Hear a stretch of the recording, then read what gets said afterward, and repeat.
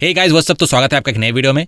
और जब किसी देश में जो है जनता जो एक कॉमेडियन को एज अ प्रेसिडेंट इलेक्ट करते हैं, एज अ लीडर इलेक्ट करते हैं, तो पूरे देश का फिर कॉमेडी ही होता है। आज जो वीडियो देखेंगे वो भी किसी कॉमेडी से कम नहीं। इनफैक्ट वीडियो का टाइटल ही जो है वो सुन के ही आपको कॉमेडी जो है आपको हंसी आएगी बहुत ज़्यादा। वीडियो का टाइटल है कि इंडिया ये अलाउ नहीं करेगा कि रशिया से जो है सैंक्शंस कभी भी जाए। मतलब इंडिया हर वो कोशिश करेगा जिससे सैंक्शंस जो है रशिया पे बना रहे। तो आप सोच ही सकते हैं कि इससे बड़ा कॉमेडी क्या हो सकता है, और मतलब किसने सोचा होगा ये टाइटल। बट एनीवे वीडियो आप देखेंगे तो आपको हंसी भी आएगी और फ्रस्ट्रेशन भी होगा, और सोचेंगे कि किस यूनिवर्सिटी से जो है ये लोग पढ़ के आए हैं ये सब इन्फॉर्मेशन। तो दो वीडियो है, एक तो जो कि ये 2-3 दिन पहले ही आया है वीडियो, और दूसरा वीडियो है, क्या टाइटल दिया है वीडियो का, G7 leaders will show India and Brazil their place. मतलब इंडिया और ब्राज़ील को अपना औकात याद दिलाएंगे G7 के लीडर्स। जब ये वॉर जो है या फिर स्पेशल ऑपरेशन जो भी है जो चल रहा है, उस दौरान जब रशिया ने एक स्टेटमेंट दिया था कि रशिया ने जो है सीज़ फायर कुछ टाइम के लिए किया था ताकि इंडियन स्टूडेंट्स जो है प्रॉपर्ली इवैक्यूएट हो पाए, और यूक्रेन जो है उनको इवैक्यूएट करने नहीं दे रहा है, उन्हें as a human shield use कर रहे हैं। बाद में जब हमारे देश के प्राइम मिनिस्टर ने उनसे मीट की, यूक्रेनियन लीडर या फिर रशियन लीडर, तो उन्होंने एक डिप्लोमेटिक स्टेटमेंट दिया कि both Ukraine and Russia helped कि इंडियन स्टूडेंट्स को जो है इवैक्यूएट किया जाए। लेकिन सच्चाई क्या है, उससे मैं एक क्लिप जो है आपको दिखा रहा हूँ, उससे आपको सच्चाई की आइडिया जो है हो जाएगा।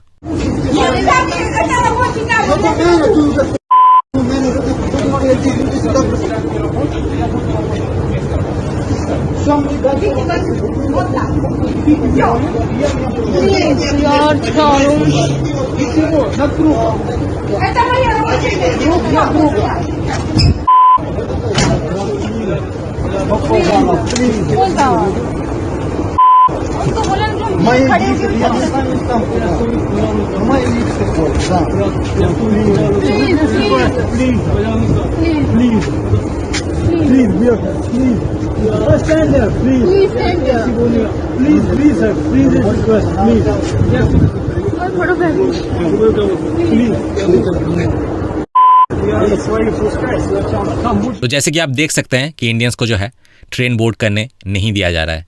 वो लोग चाहते थे बट ट्रेन में जगह भी थी बट नहीं दिया। ऐसे काफ़ी सारे क्लिप्स जो है मेरे पास है, अभी मैं दिखाने जाऊँ तो उसी का शायद आधा घंटा क्लिप्स बन जाए। तो ऐसे काफ़ी सारे क्लिप्स जो है यूक्रेन से जो है सामने आए थे। कहीं पे एयरपोर्ट्स में जो बैठे हुए थे उनको इवैक्यूएट नहीं कर रहे थे। एम्बेसी, हमारी जो एम्बेसी है कीव में, वो बंद हो चुकी है। मतलब उन्हें बोल दिया गया है, ऑर्डर आ गए हैं कि इंडिया जा रही है एम्बेसी। तो अब यहाँ पे कोई हेल्प करने के लिए तैयार नहीं है। टैक्सी नहीं मिल रही है, बस नहीं मिल रही है, हम कहाँ जाए। मतलब यूक्रेन ने जो है जानबूझ के ही ये किया ताकि रशिया का जो है एक भी बुलेट अगर किसी इंडियन स्टूडेंट्स को लगा तो ऑब्वियसली जो है इससे एक ख़राब रेपुटेशन होता है, इंडिया और रशिया के रिलेशन भी बिगड़ सकते हैं। तो इसीलिए they tried their level best to do it. तो एनीवे चलिए वीडियो देखते हैं। और बाय द वे, अगर आप मेरे म्यूज़िकल प्रोजेक्ट्स में जो है इन्वेस्टर और पार्टनर बनना चाहते हैं तो नीचे में जो है आपको सारे मेरे म्यूज़िक प्रोफाइल्स जो है दिख जाएंगे। बहुत अच्छे व्यूज़ आ रहे हैं और रिस्पॉन्स आ रहा है। और इसका जो है, इसको जैसे कि मैंने इंडी वर्ल्ड को बड़ा किया है, तो म्यूज़िक को मैं और भी बड़ा करूँगा इससे, क्योंकि मेरा जो ओवरऑल जो मैं कंटेंट देता हूँ उसी को एक बड़े स्केल में एक म्यूज़िक वीडियो या फिर एक फ़िल्म के ज़रिए जो है मैं बड़े कैनवस में दिखाऊंगा। तो और भी वाइडर ऑडियंस को जो है through entertainment and through creativity जो है मेरा कॉन्सेप्ट्स जो है जो कि सोसाइटी में एक पॉजिटिव चेंज ला सकता है, वो जो है मैं एक बड़े कैनवस में जो है प्रेजेंट करना चाहता हूँ। तो इसमें अगर आप इस जर्नी में अगर आप मेरे पार्टनर और इन्वेस्टर बनना चाहते हैं तो मुझे व्हाट्सएप कॉल या फिर कांटेक्ट कर सकते हैं इस नंबर पे। और अभी फाइनली वीडियो शुरू होने से पहले मैं आपको कुछ इमेजेस दिखाऊंगा और आपको ये गेस करना है कि ये इमेज जो है ये किसने पेंट किया है। तो ये रहे इमेजेस। तो क्या आप गेस कर सकते हैं कि किस पेंटर ने जो है ये इमेजेस बनाए हैं? Amrita Sher Gil, Raja Ravi Varma? The answer is no. इन इमेजेस को बनाया है एआई टूल्स ने। जैसे जैसे एआई टेक्नोलॉजी एडवांस होता जा रहा है, अब वो उस पॉइंट पे पहुंच चुका है जहां पे वो आसानी से एक ह्यूमन पेंटर को रिप्लेस कर सकते हैं। And it has gained creative and innovative elements as well. It gives me immense pleasure that it's an Delhi based our own Indian startup Gen VR labs, first time in India to make a text to image tool, जिसमें आप text डालो और highly suitable images बन के आ जाते हैं। ऐसी machine लगाऊंगा, इस साइड से आलू घुसेगा, उस साइड से सोना निकलेगा।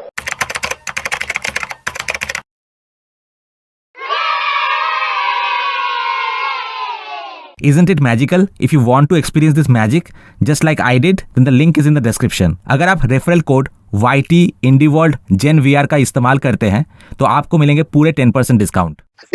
आज भारत के prime minister Narendra Modi ji Washington के दौरे पर रवाना हुए। इसे एक हिस्टोरिक विजिट के तौर पर प्रेजेंट किया जा रहा है। कई सालों में ये दोनों कंट्रीज के बीच इस तरह की पहली मीटिंग है। ये कहा गया है कि Modi ji basically authoritarian ruler हैं। बिडेन के साथ चीजें इतनी अच्छी नहीं रही हैं और इसीलिए ये रिलेशंस को फिर से स्थापित करने का एक प्रयास है। और ऑफ कोर्स रशियंस के अगेंस्ट सैंक्शंस के मुद्दे पर भारत यहाँ सबसे इम्पोर्टेंट प्लेयर है। फिर अभी तक कोई सिग्नल्स नहीं मिले। क्या वो यूक्रेन पर स्पेसिफिकली डिस्कशन कर रहे हैं? मुझे लगता है कि वो ऐसा करेंगे क्योंकि इसमें कोई डाउट नहीं है कि सैंक्शंस रिजिम के सक्सेस में भारत का सबसे बड़ा हाथ है। जब तक भारत नॉन अलाइनमेंट और न्यूट्रलिटी की स्थिति का पालन करता है, वो भी इस बारे में बात करने के लिए। देखिए, आप ये देख सकते हैं कि वहाँ एक कार भी जा रही है जिस पर मोदी जी और जोए बिडेन की तस्वीर है। सैंक्शंस रिजिम के क्रेडिबिलिटी के बारे में बात करने का कोई मतलब ही नहीं है। After all, India Russian oil का सबसे इम्पोर्टेंट बायर है।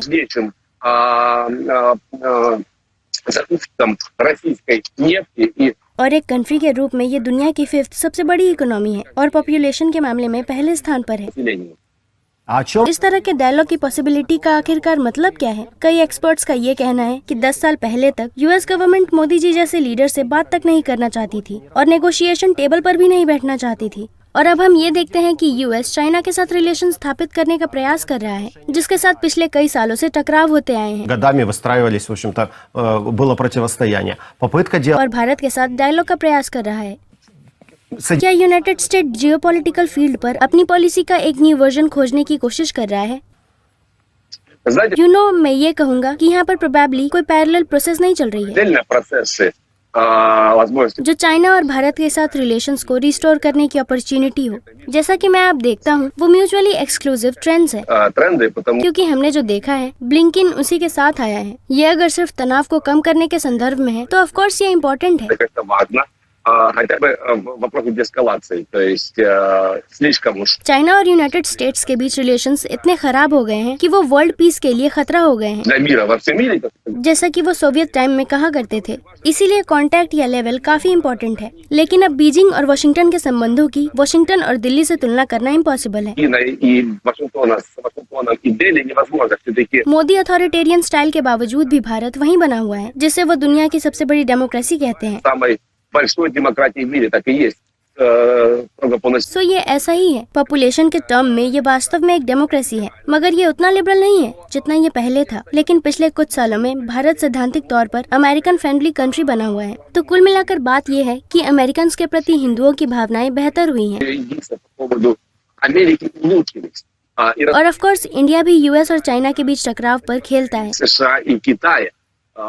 इसीलिए उनके साथ रिलेशंस रिस्टोर करना चाइना के बावजूद पूरे एशिया में बीजिंग के प्रभाव को बैलेंस करने और कंट्रोल करने के लिए किया जा रहा है। Влияние Пекин на всем азиатском, скажем так, направлении. Поэтому इसीलिए ये सच में काफी महत्वपूर्ण मीटिंग है। और जहाँ तक मोरल या नैतिकता की बात है, तो ये मान लीजिए कि वो अपनी असुविधाओं के बिना नहीं है। составляющих это не без своих неудобств. Визит, конечно же. बिडेन ने अभी भी सामान्य तौर पर डेमोक्रेसी और ह्यूमन राइट्स के सवाल को आधारशिला के रूप में रखा हुआ है। демократии, прав человека. आपको याद होगा कि उनकी गवर्नमेंट की शुरुआत में उन्होंने डेमोक्रेसी के लिए एक फोरम ऑर्गेनाइज किया था और इसीलिए उसे किसी भी तरह से इतने महत्वपूर्ण प्लेयर्स के साथ रिलेशन सुधारने का ट्राई करना होगा। और दूसरी ओर ह्यूमन राइट्स से जुड़ी सीरियस प्रॉब्लम्स के बारे में भी नहीं भूलना चाहिए। Правами человека. тот же Моди, это जब मोदी जी गुजरात के गवर्नर थे तब उन पर एसेंशियली एक इस्लामो मुस्लिम माइनॉरिटी के खिलाफ हिंदू विद्रोह को ऑर्गेनाइज करने और भड़काने का आरोप था, जहां पर उस स्टेट में सैकड़ों हजारों लोग थे। импульсов против мусульманской меньшины, которая стоила сотен тысяч жертв в этом штате. И долго... और लंबे समय तक बिडेन एडमिनिस्ट्रेशन ने मोदी जी से बात करने से इनकार कर दिया, क्योंकि उन्हें एसेंशियली इस तरह के बॉयकॉट का सामना करना पड़ा था। सेम चीज सऊदी अरेबिया और सऊदी अरेबिया रिलेशंस के साथ हुआ। और फैक्ट ये है कि क्राउन प्रिंस सलमान को सऊदी जर्नलिस्ट खशोगी की हत्या और डिसमेंबरमेंट के मामले में फंसाया गया था। और फिर आप सभी ये जानते हैं कि यहीं से इस तरह के इंट्रिकेट डांसिंग की शुरुआत होती है। Это такой затейливый танец. आपको एक साथ ह्यूमन राइट्स वायोलेशन के लिए उन कंट्रीज की आलोचना भी करनी होगी और दूसरी ओर उनसे संबंध भी स्थापित करने होंगे। ऑफ कोर्स इसका यूज रशियन प्रोपेगेंडा द्वारा भी किया जाता है, जो ये कहते हैं कि देखिए एक बार फिर से अमेरिकन अपनी हिपोक्रेसी दिखा रहे हैं। वो सऊदी के साथ और हिंदू के साथ इतने फ्रेंडली क्यों हैं? С индусами, а нас लेकिन वो हमारी आलोचना करते हैं क्योंकि रशिया और हम अपने पड़ोस में अपने हक की जगह के लिए लड़ रहे हैं। боремся за свое жизненное пространство нашей, собственно, по нашему соседству. То есть मेरा मतलब है कि फिर ये एक काफी ज्यादा कॉम्प्लिकेटेड मुद्दा है और हम देखेंगे कि बिडेन इन सेंसिटिव इश्यूज से कैसे डील करते हैं। эти очень щепетильные вопросы. Peter, thank you very much. हम जानते हैं कि आपके पास ज्यादा वक्त नहीं है, इसीलिए हम आपको अब और नहीं रोकेंगे। यूरेशियन डेमोक्रेसी इनिशिएटिव के डायरेक्टर पीटर जालमेव हमारे साथ थे। Thank you very much. В эфире. Спасибо вам огромное. Владимир Zelensky और बिडेन भारत और ब्राजील के लीडर्स से मिलकर उन्हें फाइनल चॉइस दे रहे थे। Бразилии, чтобы поставить их, по сути, перед выбором. Ну, या तो आप रशिया के साथ हैं और आप वेस्ट का सपोर्ट खो देंगे, поддержку Запада, либо या फिर आप यूक्रेन के साइड में हैं, जिससे आप सिविलाइज्ड वर्ल्ड का एक पार्ट बन जाएंगे। устанавливают справедливый мир в нашей стране. आप जानते हैं कि अब ये पहले से ही क्लियर है कि इंडिया और ब्राजील जैसी कंट्री को स्ट्रिक्टली ऑर्डर देने की जरूरत है। यूक्रेन की जीत के बाद वर्ल्ड पूरी तरह से बदल जाएगा और उन्हें ये तय करना होगा कि वो नई दुनिया का पार्ट बनना चाहते हैं या नहीं। तो पहली बात जो G7 के लीडर्स करने जा रहे हैं वो भारत जैसी कंट्रीज को फाइनल अल्टीमेटम देना है, जो डायरेक्टली या इनडायरेक्टली रशियन एग्रेशन का सपोर्ट कर रहे हैं। Такую агрессию. Причем, да, हालांकि ये कंट्रीज दुनिया के सामने शांति और न्यूट्रलिटी का स्टैंड प्रकट करते हैं, занимают нейтралитет, लेकिन वो या तो रशियन प्रोडक्ट्स खरीद रहे हैं या सैंक्शन से लड़ने में रशिया की मदद कर रहे हैं। где санкции.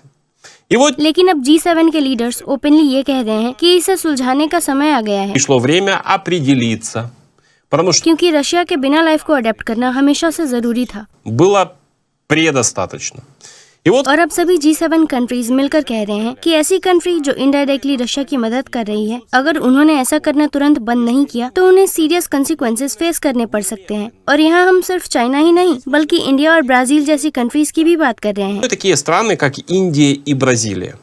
И вот और आज जेलेंस्की और बिडेन ने स्पेशली ब्राजील के प्रेसिडेंट और इंडिया के प्राइम मिनिस्टर को G7 समिट में इन्वाइट किया। там Бразилии Луис Инасио Лулой де Силвой и премьером Индии Нарендрой Моди. ये मुंह से सुपारी निकाल के बात कर रहे बाबा। Оба лидера были специально приглашены на саммит Большой Семерки. И считают, ताकि इन लीडर से बात करने का तरीका खोजा जा सके कि उनकी कंट्री यूक्रेन के टेरिटरी के लिए कंस्ट्रक्टिव रोल कैसे प्ले कर सकती है। и территориальной целостности Украины. И здесь нужно понимать, что Бразилия и Индия, भारत और ब्राजील लंबे समय से दो बोट में पैर रखकर तैर रहे थे। वो वेस्ट से लाभ उठा रहे थे और मॉस्को के साथ पॉलिटिकल और इकोनॉमिक रिलेशन भी बनाए हुए थे। Россией и Китаем, в то же время обе страны поддерживали экономические и политические отношения с Москвой. И таким образом और इंडिया और ब्राजील के इस स्टैंड ने रशिया को आइसोलेट करने के वेस्ट के एम्बिशन को ब्लॉक कर दिया। लेकिन अब इसके अगेंस्ट एक्शंस करने का समय आ गया है। हमें ये समझना होगा कि G7 में जेलेंस्की का दौरा सिर्फ G7 लीडर से बात करने के लिए नहीं था, वो पहले से ही यूक्रेन के साइड में थे। просто общение с лидерами G7. Ну, они и так уже на нашей стороне. Главное это main objective Bharat, Brazil और इंडोनेशिया के लीडर से बात करना था, जिन्हें यहाँ सिर्फ फेस दिखाने के लिए नहीं बल्कि बदलाव लाने के लिए बुलाया गया। просто так.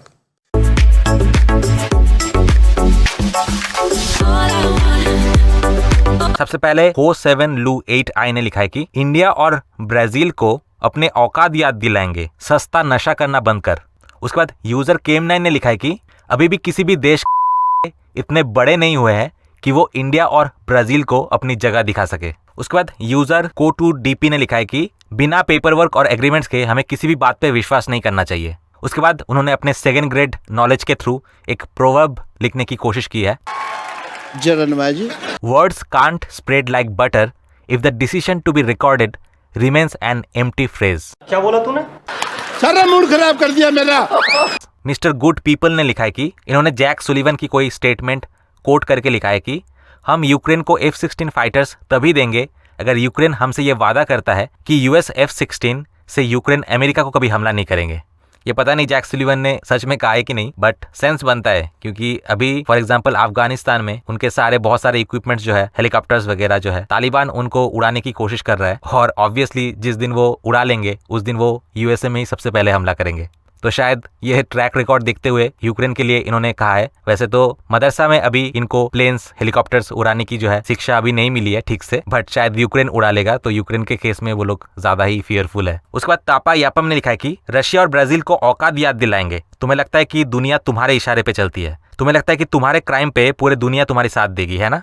उसके बाद नाटू 3076 ने लिखा है कि बेचारे मोदी उस कॉमेडियन से मिलते वक्त कितनी मुश्किल से अपनी हंसी रोक पाए होंगे। मुझे तो लगता है कि रोकना बहुत मुश्किल भी था उनके लिए। बैक स्टेज में जाके बिल्कुल सीना फाड़ के हंसे होंगे मोदी।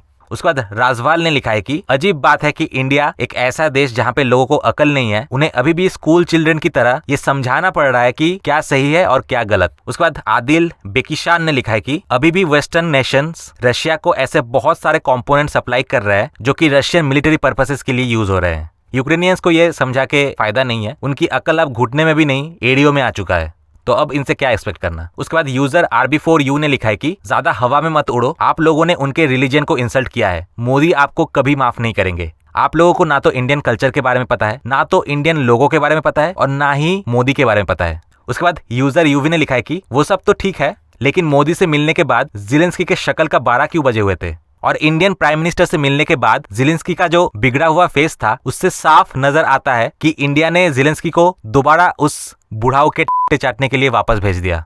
उसके बाद मोशा तारासेविच ने लिखा है कि Ukraine please don't make India laugh, अब इंडिया को हंसाना बंद भी करो। नहीं भाई, क्यों भाई, एंटरटेनमेंट चल रहा है, हम लोग को बहुत अच्छा एंटरटेनमेंट मिल रहा है कोविड के टाइम पे, रोकना क्यों है। इंडिया को हंसाना चाहते तो हंसाए, बट इनके हंसी मजाक के चक्कर में इनके लाखों जवान जो है बॉर्डर पे अपना जान दे रहे हैं, बस इसी बात का दुख है। उसके बाद यूजर IQ ने लिखा है कि India is a member of military alliance with USA, England and Australia, so India is a friend of Ukraine. उसके रिप्लाई में यूजर OF7O ने लिखा है कि इंडिया रशिया का फ्रेंड है, यूक्रेन का नहीं। नहीं, आप गलत है, हम एक्चुअली यूक्रेन का ही फ्रेंड है और जिस हिसाब से यूक्रेन हमसे दोस्ती निभाता है हम भी उसी हिसाब से उनसे दोस्ती निभा रहे हैं। जैसे कि कश्मीर के इशू में यूक्रेन जो है पाकिस्तान की ओर झुकता है, पाकिस्तान को वोट देता है और हमारे फिर रिलीजियस गॉड का जो है मजाक उड़ाता है, हमारे स्टूडेंट्स को जो है रोक देते हैं, अपने ट्रेन में नहीं चढ़ने देते हैं। ठीक वैसे ही जो है इंडिया रशिया से तेल खरीद के UN में न्यूट्रल स्टांस रखे और भी बहुत सारे पीछे से रशिया को सपोर्ट देके ये जो है यूक्रेन के ही स्टाइल में जो है हम उनसे दोस्ती निभा रहे हैं। अगर उनके दोस्ती निभाने का स्टाइल ऐसा है तो हमारा भी वैसा है। उसके बाद ईगोर ने कमेंट किया है कि एडिडास जो है वो रशिया में वापस आ गया है और बहुत जल्दी जो है बहुत सारे आउटलेट्स में जो है अपने शॉप्स खोल रहे हैं। तो आशा है कि यूक्रेनियंस को जो ये सैंक्शंस का जो डबल स्टैंडर्ड है उसके बारे में यूक्रेनियंस को पता चलेगा। अब जिनके अकल घुटने से भी नीचे जाके एडीओ में जा चुका है वो कितना ये समझेंगे, अभी तक समझना होता तो समझ जाते। और इनफैक्ट जिनको समझ में आ रहा है, अनफॉर्चुनेटली एक्चुअली डिक्टेटरशिप जो है यूक्रेन में भी कुछ कम नहीं है, ज़ेलेंस्की बेसिकली वॉइस दबा रहे हैं उनका। और मुझे पता नहीं कि ये वेस्टर्न पावर्स, यूक्रेन भी जो वेस्टर्न के तलवे चाटने वाला, ये लोग प्राइड मंथ, जेंडर फ्लूइडिटी, फिर जेंडर इक्वलिटी के बारे में भाषण देते हैं, तो फिर यूक्रेन में जो है सिर्फ लड़के ही क्यों फाइट कर रहे हैं। आई डोंट नो कि फेमिनिस्ट जो है इसको अपोज क्यों नहीं कर रहा है। प्लीज ये जो अमेरिका के फेमिनिस्ट है जो कि बाइडेन को सपोर्ट करते हैं और ये सब वॉर जो है रशिया के अगेंस्ट सपोर्ट कर रहे हैं, प्लीज उनको बॉर्डर पे भेजो। बहुत सारे यूक्रेनियंस ऐसे लड़के हैं जो कि फाइट नहीं करना चाहते, वो उनको पता है कि उनको बेसिकली एक स्केपगोट, एक बलि का बकरा बनाया जा रहा है, तो उनको हटाओ। और ये जो सारे फेमिनिस्ट, सारे कीबोर्ड वॉरियर्स है जो कि बहुत जेंडर इक्वलिटी के बारे में बात करते हैं, तो सेक्सिज्म हटाओ यार और यूक्रेन के बॉर्डर में जाके फाइट करो प्लीज। इन लोगों के चूतियाप्पे की वजह से जो है आज इतने सारे लोगों की जान जा रहे हैं। इनको अपना फैसिलिटी चाहिए, अपना स्पेशल प्रिविलेज चाहिए, इनके लिए अबॉर्शन करना। क्योंकि ट्रम्प जो था, ऑलमोस्ट ट्रम्प के टाइम पे कोई भी नया वॉर शुरू नहीं हुआ था, किसी भी नए देश में जो है हमला नहीं हुआ था यूएसए ने, तो रशिया को भी जो है एक एश्योरेंस मिल रहा था, इसलिए रशिया भी कोई मेजर जो है वॉर या फिर इस टाइप का कुछ चीज़ नहीं किया था उस टाइम पे। लेकिन लड़कियों को और जो ये माइनॉरिटीज़ है, सो कॉल्ड पीसफुल्स, इनको तो बस अपना टेम्पोररी पावर चाहिए, तो वोट कर दिया इस एक बुढ़ाऊ को। और ज़ेलेंस्की मतलब क्या ही बोलूं, उनके लिए अपने जो ओवरसीज अकाउंट में डॉलर्स जमा हो रहे हैं वो बहुत ज़्यादा इंपॉर्टेंट है। चाहे हज़ारों यूक्रेनियंस जो है मारे जाए बॉर्डर पे, फर्क नहीं पड़ता, बट ये मिलिट्री असिस्टेंस के नाम पे जो लाखों करोड़ रुपए अपने बैंक में घुसा रहे हैं, इनके लिए वो ज़्यादा इंपॉर्टेंट है। जब भी एक सोसाइटी में एक सेक्शन ऑफ लोग अपने टेम्पररी स्पेशल प्रिविलेज को बचाने के चक्कर में ऐसे करप्ट पॉलिटिशियंस को वोट दे के पावर पे लाते हैं, तो इनके चुतियापे की वजह से दुनिया को एक मेजर रिस्क फेस करना पड़ता है। खैर, इनको सुधार पाना बहुत मुश्किल है। इनफैक्ट बहुत सारे लड़कियों ने जो है ट्रम्प को भी वोट किया था, but obviously there has been a voting fraud. पर फ्रॉड भी एक लेवल तक ही किया जा सकता है, बट डेफिनेटली एक मेजर सेक्शन ऑफ पॉपुलेशन तो था जिन्होंने जो है इस वॉर मशीन को, जो लिबरल जो गवर्नमेंट है, जिन्होंने ऐसे रिटार्ड गवर्नमेंट को जो है पावर पे लाया, जिससे पूरे दुनिया पे एक न्यूक्लियर वॉर की जो है रिस्क अभी मंडरा रहा है। तो एनीवे, आज वीडियो यहीं पे खत्म करते हैं। मिलते हैं आपसे नेक्स्ट वीडियो में। Till then good bye.